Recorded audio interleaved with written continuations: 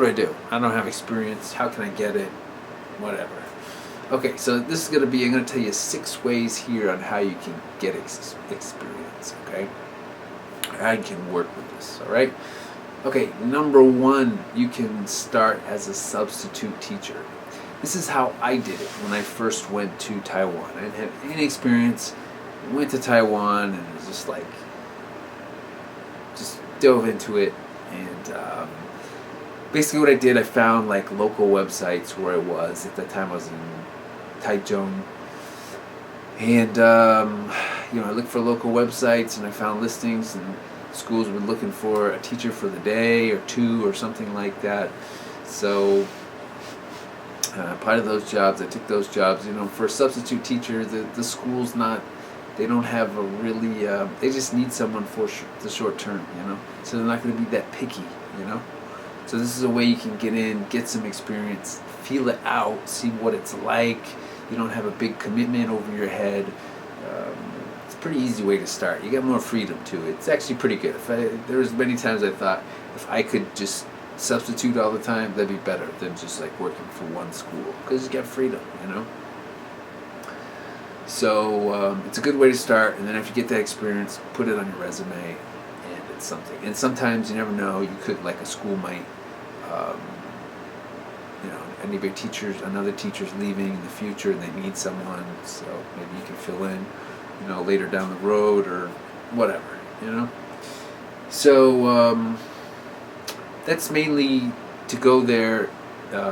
What I just told you about was like going to the country if you want to teach, to substitute. But you could also do it where you are now. If you're in your country right now and you want to get a taste of what teaching's like, you could see if you could substitute at the local high school or elementary school, whatever. Or you could even search for, if you're like in a city, you could search for ESL schools and tell them what you want to do. You want to go abroad, or you just want to get some experience teaching ESL, and so do that too. Okay, that's number 1. Number 2 is to volunteer.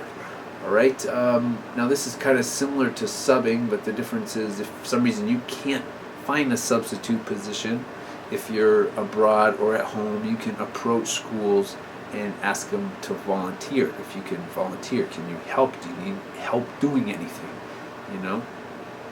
And that's a way you can volunteer. Also, you could try Peace Corps, which is you get some money, I think, and like a living stipend or housing and stuff. You can check that out and look into that. I think they work pretty hard though. So you can look into that too. So that's number 2, volunteer. Number 3, you can take a TEFL course. It's not usually actual teaching, although some in-class courses have actual teaching, but it's something you can add on your resume. So online, the more related experience you can put on your resume, the better off you're going to be, right?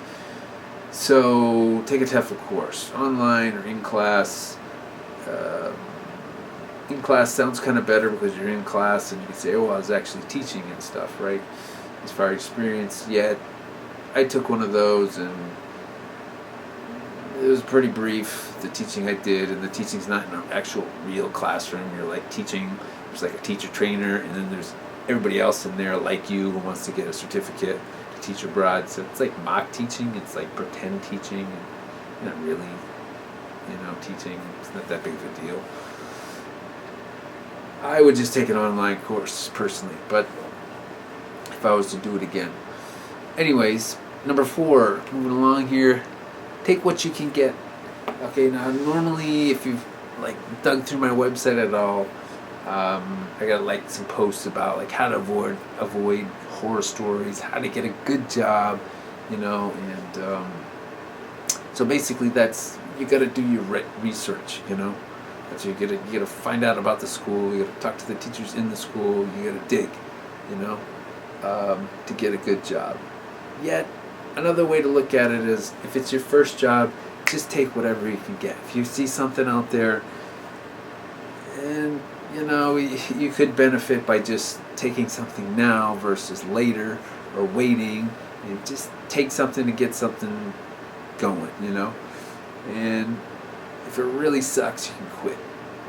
The thing you got to keep in mind though is that in a lot of times your visa is connected to your employer, so sometimes quitting is not that easy because the visa is connected to it and stuff like that. So then you're kind of back to do your research and stuff.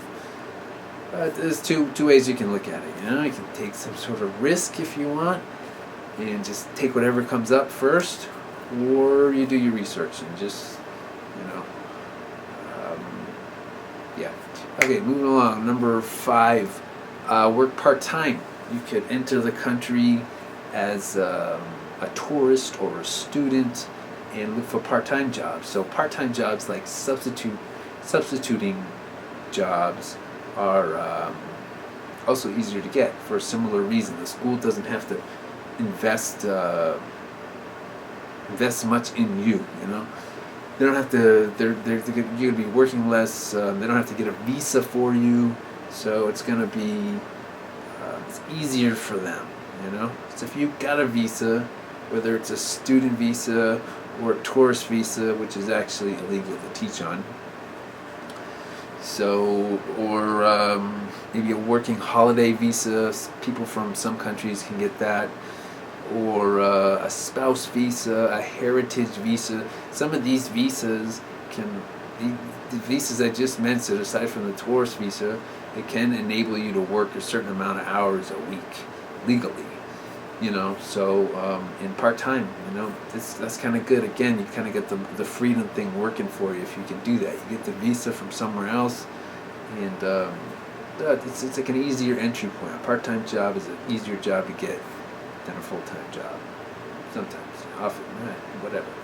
Number 6, moving along here, summer or winter camp. So in Asia, there are often, during the regular school breaks, there are often camps, called camps, where you can get a job for like a month. And this is good. You have no experience, most of these camps, they'll take whoever, So for a month or whatever, you can get a job and make some money and test it out and get some experience. You put it on your resume. The more related experience you get on there, the better off you're going to be.